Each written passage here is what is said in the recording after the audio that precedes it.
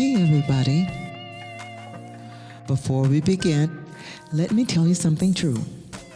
I've lived a magical musical life. Stages, airports, heartbreaks, miracles, the lowest of lows, and the highest of highs.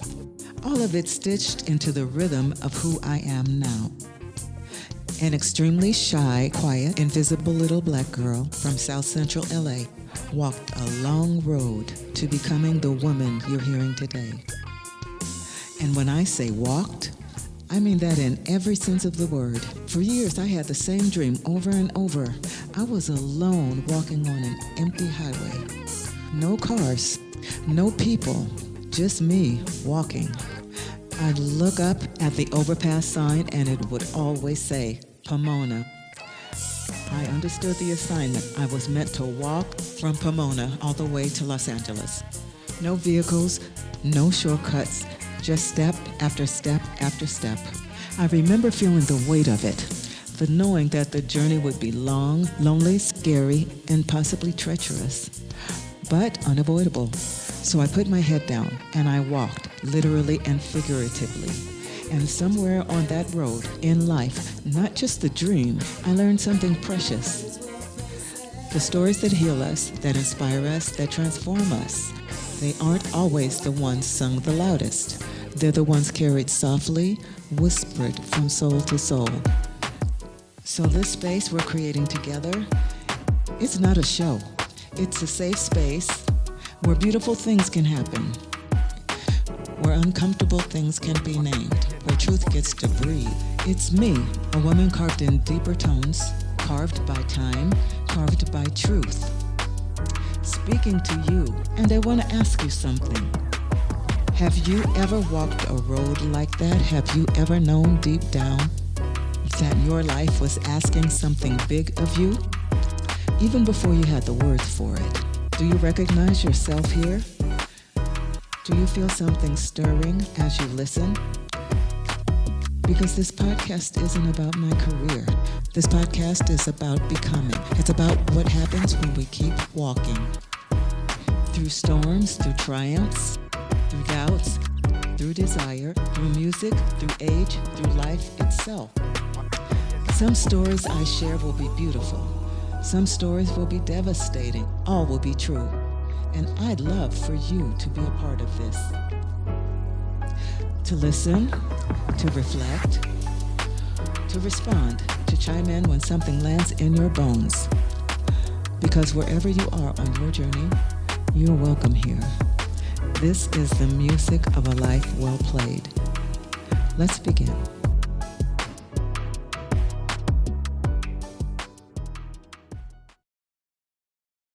StoryTime.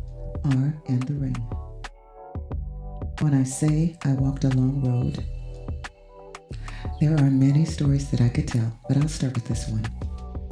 And this is the story about the very first time I had the recurring dream that I was walking alone on the freeway.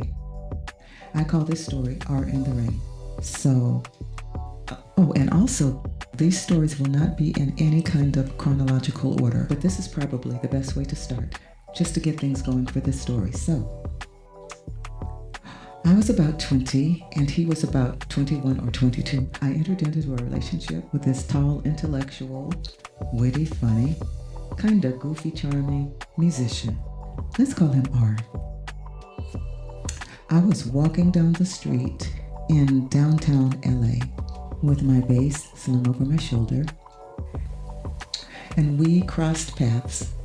He saw me with the bass, and he started just like tagging along with me, asking questions. But I was kind of shy and not really feeling him. And he was funny and didn't seem dangerous. He was asking me questions, and I told him, you know how long that I've been playing, and I told him that, and he told me he played bass as well. So, a long story short, he invited me to a jam session. And I had never been to a jam session, so I decided, okay. He brought me to the jam session, introduced me to all the cats, and signed me up to play. And everybody was the only female musician there. And they were all looking like, oh, who is this little girl with this big old bass?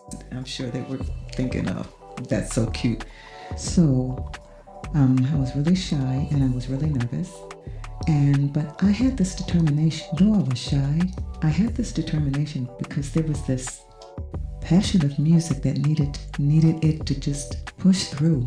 The passion needed to push through any kind of shyness or any kind of hesitation. So when it was my turn to play, I got up and I did my thing the way I do when I play the bass. And let's just say that there were some smirks wiped off of some faces after I finished playing. It was a good experience. It was a good experience. So after that, he began to really pursue me, and he was really very persistent. And I wasn't really interested in a relationship. I was only interested in, practicing, getting better, because I wanted to play. I wanted to be a musician. I wasn't thinking about getting married or having kids. Nowhere in my brain was I thinking about that. So I just wanted to, do music stuff. That's what I wanted to do. Music was always number one. When I practiced 4, 5, 6 hours a day, as much as I could. In between all, working, everything, all other activities. It was about being a musician and building my musicianship. But Art was very persistent. He would show up with different basses. One day he would have the bass. Look at this is the same bass that Paul McCartney played. So he came with this clear acrylic bass. I'll never forget that bass. Really weird. But all of these different basses, he bring them over and let me play it and let me borrow it. And he believed in me. He really did. He did understand my passion. So eventually, we fell very deeply in love. And little by little, my brother and I had been roommates, but my brother got married and moved out. And little by little, moved in. And at first things were really, really good. They were working out really well. We had a lot in common. We had a good foundation. And, he was accomplished. He was educated. He was formally trained, had experience. There was a lot he could teach me, and he did. Yeah, he was already doing session work. He was already playing professionally. And, he did introduce me around quite a bit. And I learned a lot. I learned a lot about musicianship, about music, from him. So yeah, our relationship was really good. He had taken me home to meet his family. They were very wonderful, beautiful, sweet family. And they really took to me and I took to them. And the same with my family. They all really loved him and he loved them too. So it seemed like, and my mom told me, you hold on to this one, he's going to take care of you. I remember her saying that. This one, he's going to take care of you.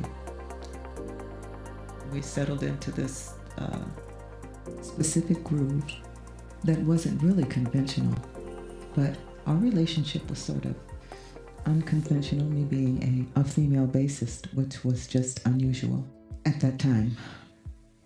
And I was working a 9 to 5. But I also cooked and cleaned but held a steady job and paid the bills and tried to keep my practice schedule and, still continue to try to be, to learn and keep up my 4 or 5. It's impossible to do sometimes. 4 or 5, 6 hours to practice. But anyway, I tried to keep all that up, but he was at home and I was the one that was working. But he had some really good gigs, album projects, recording projects, because he was a really good seasoned bass player. But he would make some money too, but mostly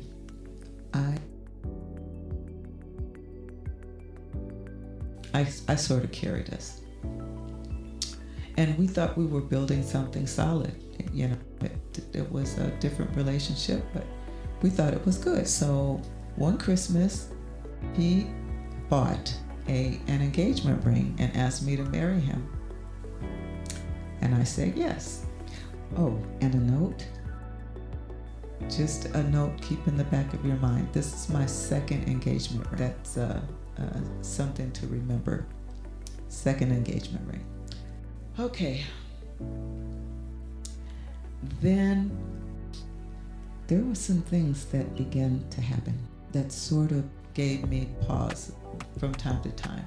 But after that, things started to shift. There started to be trouble in paradise. Some of it was around the fact I wanted my own career too. I wanted to be supportive of him, but I wanted to go to auditions. I wanted to find bands. And I started doing that stuff. And I had started to get a reputation behind my name as a bassist, you know, and people began to have in me. I began to get calls about, you know, this concert or, you know, this original project or, you know, or this recording. I began to get noticed. And the more I got noticed, the more he became resentful. I don't know, maybe jealousy, definitely possessive. He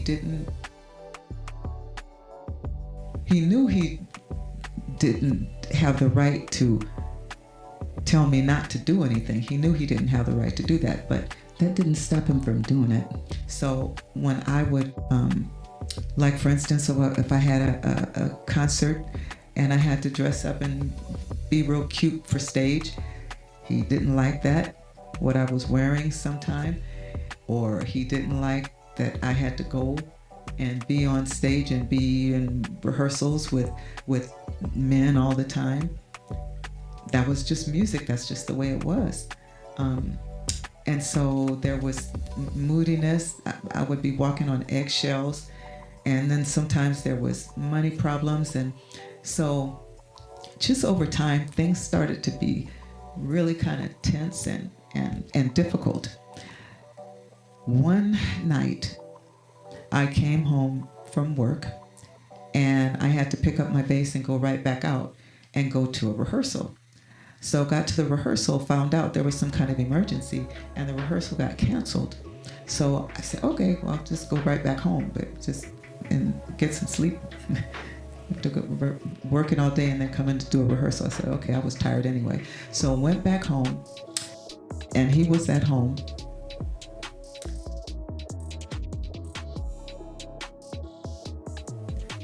Before I opened the door, there was a strange smell. Before I even opened the door, I said, what is that smell? I opened the door. The whole house was dark. All the lights were out. And he was sitting on the couch, smoking crack. And I was shocked.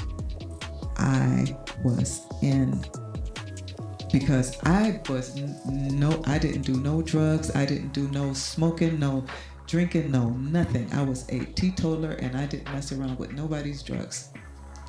I didn't think he did either. And I was shocked. I was absolutely shocked. I said, what are you doing? And you know, I was very naive. And I was very forgiving, and I never fussed and argued. He gave me some, I was just relaxing. And I said, what is that smell?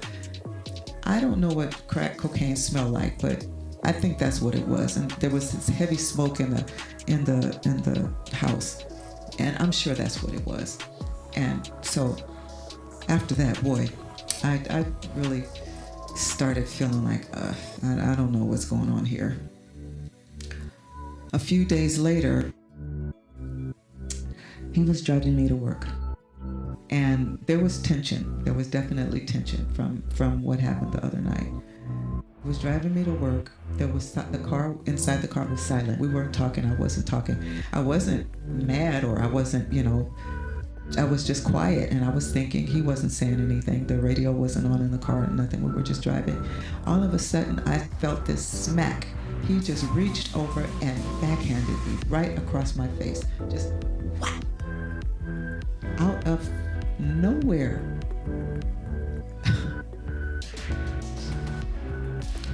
I said, what are you, what did you, that's what I said. What the fuck?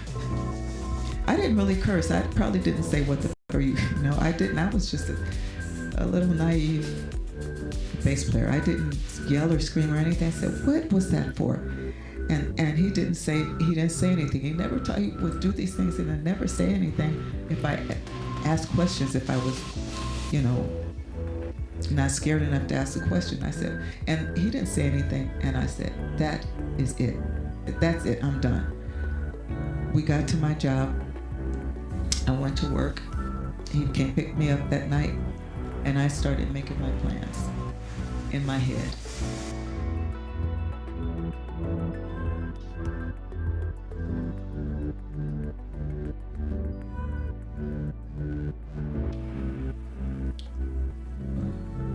There's another story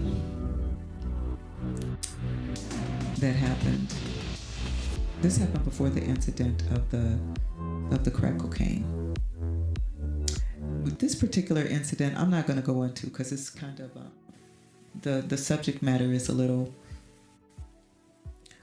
Well, he did something. He was always doing these weird. He did something to me that made me go, who the F are you? And I asked him, why did you do that? Why did you do that? And he started to say, well, he started to try to explain as if there was something, if there was any kind of a reason why he would do such a thing. Maybe in a book I'll go into what actually happened, but he tried to he started trying to explain, and then he realized that he shouldn't. Maybe that's why he never that's why he never said anything, because there was nothing that he could say. It was just freaking weird and not nice and cruel. So a few days later, so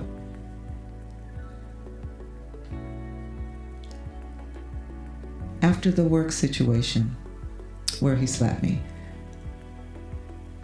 I began to put things together. And I began to make plan my escape. And so I sat him down, and I just told him, I sat him down and I told him it was time to go, that I was leaving. And so I started looking for a place, and I had sat down one night and written out a budget, and I wrote a column of the things that I would need, and then the cost by it, and so I had columns with numbers by it. So he walked in and he saw my list and he said, I don't see a column there for me.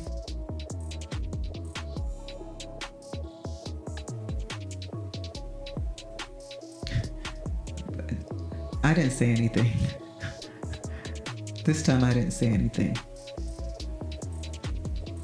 He actually thought that I should have a column where I'm paying him. I'm making my budget to where I can take care of myself in my own place, but I need to have a column for him. On what planet? On what planet? So, anyway. So I searched and I found this really cute, clean, safe, one-bedroom apartment. that was close to my job. And when it was time for me to move, baby, I took my clothes, my music system, and my pots and my pans. And that was it. I left everything else behind, and I got the hell out of Dodge. Sure did. With my pots and pans and my music system and my clothes. The first night of me in my apartment alone, I was feeling new and free and happy, even though sitting there in my empty apartment. That was the night, the very first time I had the dream of walking on the I-10 freeway. Alone, walking, no cars, no people, just me walking. Looking up at the overpass and the sign said Pomona. And I knew I had to walk from Pomona all the way to LA, Los Angeles.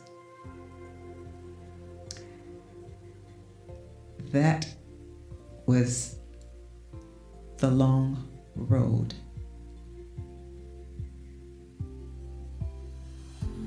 Me by myself, one step at a time. That was the beginning. But you know, that wasn't the beginning. That was not the beginning. And this was the beginning, but not really. This was just a good place to start, a doorway into the story of the long road. Sitting alone in that empty apartment that night, I realized something quietly powerful. I had put myself on that road, and it was going to be a long one. That Pomona sign in the dream, it wasn't subtle. Walking from Pomona to Los Angeles would take about 12 hours. Cold, lonely, treacherous, a little dangerous, and definitely scary. And that's what was ahead of me. So, alone in my own place, with my pots and my pans, feeling scared but determined, I was finally in position to begin. You know, there's so much more symbolism there. Do you feel that too? Have you ever had a dream that spoke to you like that? That showed you something that you didn't yet have words for? I'd love to know what you hear in it, what it stirs up for you. And finally, here's the bonus of the story. Even though I was alone, I was never really alone.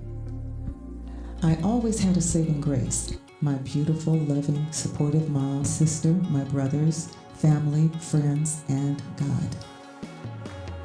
As it turns out, my move happened right around Christmas, and my family, being who they are, decided that alone was not an option for me. So on Christmas Eve, completely last minute, they showed up at my new apartment, my empty apartment. They brought a tree. They brought lights, decorations, food, drinks, music, and we decorated my place. We danced, we sang, we laughed, and we loved, all the way until the early morning. I'll never forget that night. That Christmas Eve was one of the sweetest times of my life. And maybe that's part of the story too. Even when the road is long, love has a way of meeting you right where you are. Until next time, keep listening to the music of your own well-played life. Bye-bye.